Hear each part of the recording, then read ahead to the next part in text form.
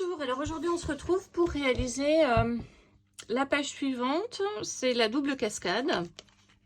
Vous allez voir, c'est vraiment très facile à réaliser. Ça va être d'ailleurs le tuto le plus court de tout l'album. Déjà parce qu'on reproduit 2 fois la même chose. Et vous allez voir que c'est vraiment très facile. Donc on va reprendre une nouvelle page. C'est l'avant-dernière déjà. Et puis comme je vous ai fait beaucoup travailler, vous allez voir, ça va être plus facile. Donc une page avec la pochette à droite. Et je prépare tout de suite un papier. Voilà. Qui va bien. Aux bonnes dimensions. Donc c'est 19,5 sur 24. Et j'enlève donc à chaque fois 1 mm de chaque côté. Donc 2 mm. Voilà. Pour laisser ici la pochette libre. Okay, donc on va travailler là-dessus. Une règle plate comme ça, c'est le meilleur outil pour réaliser ce pop-up. Ce sera plus facile pour vous. Sinon, découpez-vous une bande cartonnée, donc un gabarit d'1 centimètre, hein, puisque les règles ici font juste 1 centimètre. Et je vais tracer une ligne à 1 centimètre. De part et d'autre de ma feuille, comme si je voulais refaire un cadre.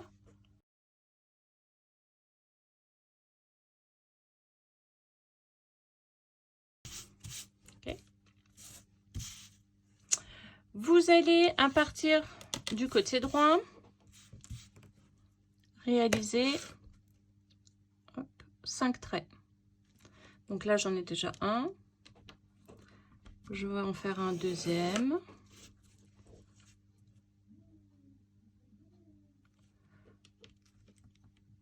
Un troisième. Et 5. Je vais faire exactement pareil de l'autre côté de ma feuille. Donc là, j'ai déjà tracé un.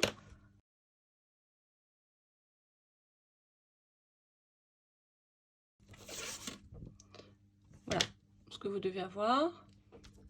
D'accord, 5 lignes ici et 5 lignes ici. Vous allez ensuite découper des morceaux de cartonnette de 10,5 sur 14 et réaliser une pliure à 1 cm. Une fois que vous avez fait ça, vous allez prendre votre cartonnette côté pliure et vous allez à la première ligne et je vais tracer simplement ici un trait pour me permettre de délimiter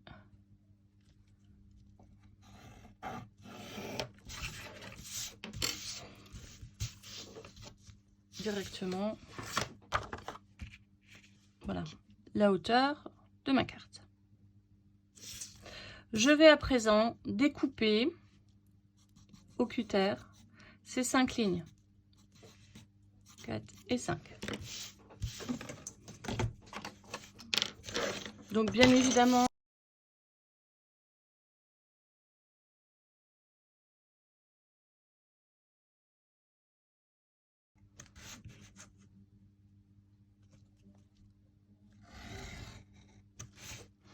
un, 2, 3, 4, 5. Et on va d'ores et déjà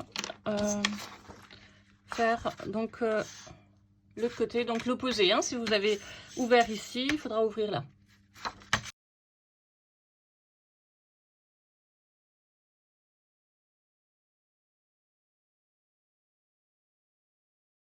Alors voilà, il me reste à présent à glisser simplement mes cartonnettes. Alors, faites attention, il faut la glisser côté montagne. C'est plus facile après. La pliure est plus jolie quand on va les ouvrir.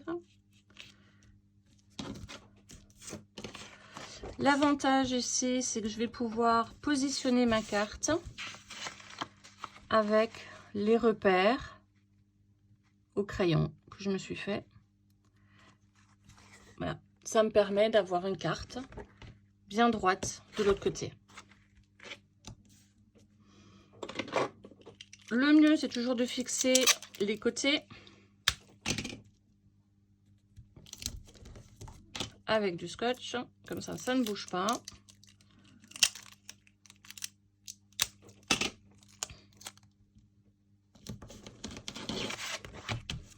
Et je continue.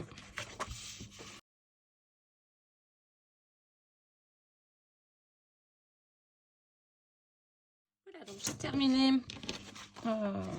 de positionner mes petites cartonnettes. Donc vérifiez bien que tout soit le plus droit possible. Et je vais maintenant faire mes pliures.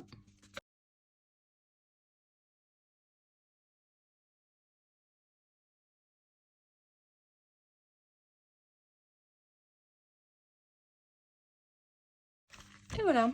Alors, il nous reste à fixer le système de fermeture.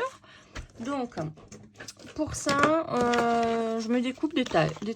J'en ai découpé cut normalement. Alors, si vous n'avez pas de dies pour faire des petits tags comme ça, vous pouvez imprimer sur internet des tags, les découper. Et puis, ça vous fait le gabarit. Et je les ai raccourcis et puis j'ai fait une petite pliure pour pouvoir coller. Je vais marquer à l'intérieur donc de tous mes tags le milieu. Là, je suis à...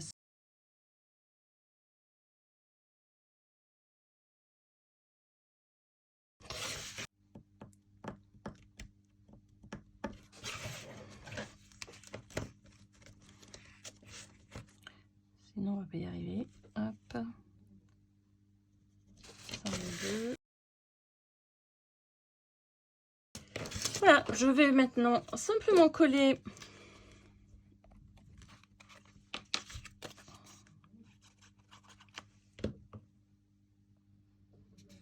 là, donc ma bande de collage et mon petit trait du milieu, je vais le faire coïncider avec ma petite marque du milieu. J'en profite tout de suite pour relever mon petit trait de crayon. Et je fais donc pareil avec les trois autres.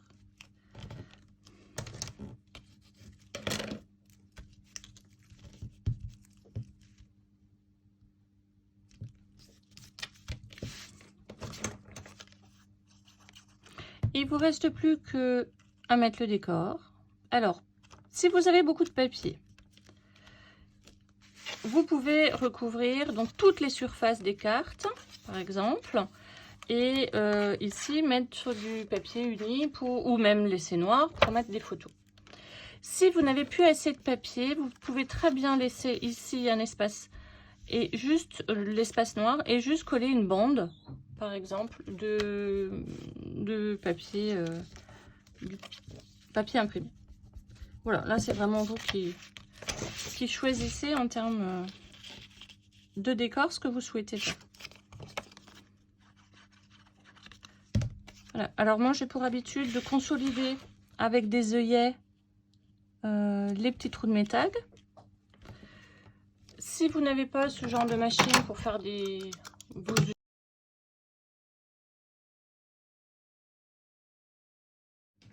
vous installez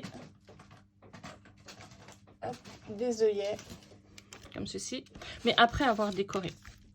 Alors moi pour mes décors, j'ai pareil découpé des petits tags, pas tout à fait la même forme, mais voilà, ça va être joli. Allez, on se retrouve tout de suite après. Je termine de mettre mon papier, mes petits œillets, on mettra la ficelle et on collera ça sur la page et on aura terminé. Alors voilà, j'ai terminé de mettre le papier. Alors quelques petites consignes concernant le papier. Respectez le même ordre, hein, si vous voulez un très beau rendu. Il vaut mieux respecter exactement le même ordre. N'oubliez pas que cette page-là fait face à celle-là. Donc le mieux, c'est quand même d'avoir un raccord de papier. Bon, donc là, c'est le cas. J'ai les trois principaux papiers, je vais les retrouver ici.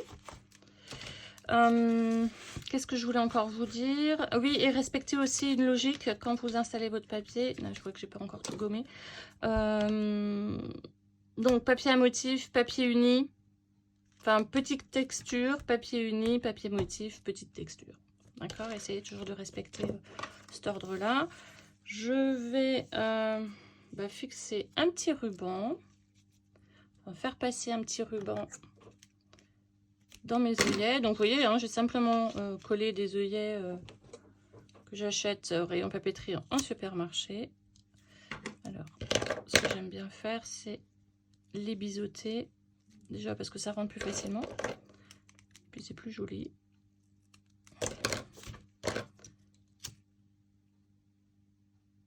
Voilà, pour pas que ça s'effiloche.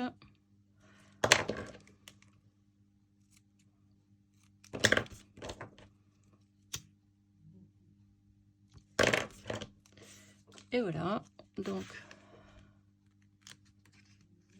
ici et ici.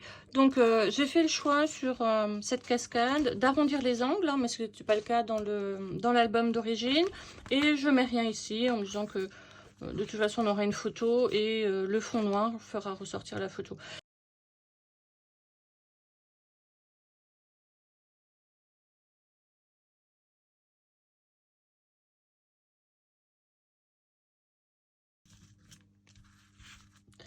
Voilà, donc sur ma page pochette, je vais coller tout ça.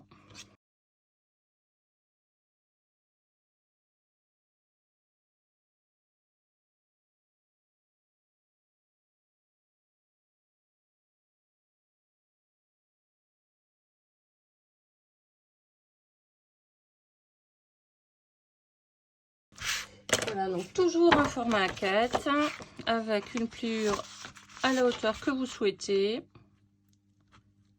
Et je vais faire comme tout à l'heure,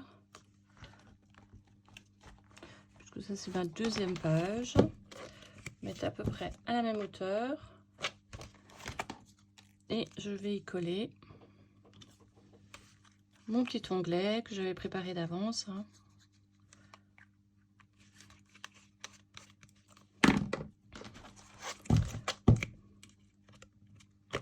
Je vais positionner à peu près ici. Et ma dernière page, elle sera là. Je vais voir si c'est cohérent avec la première.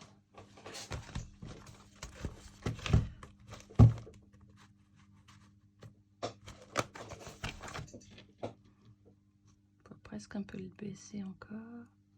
Voilà. Je vous retrouve sur le prochain tuto pour réaliser la photo suspendue, la carte de la photo suspendue.